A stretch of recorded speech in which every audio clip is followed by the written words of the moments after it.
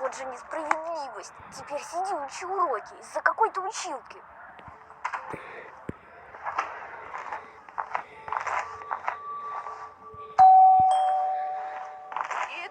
Иду.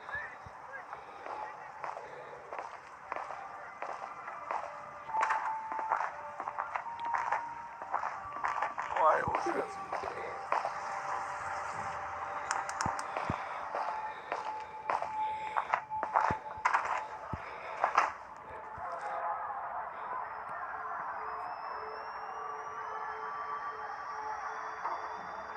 Ой, Какого света там случилось?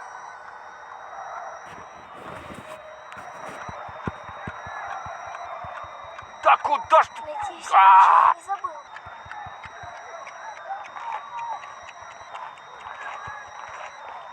Погоди-ка.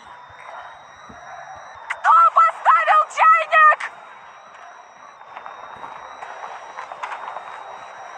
Я тебе что сказала? Учить уроки!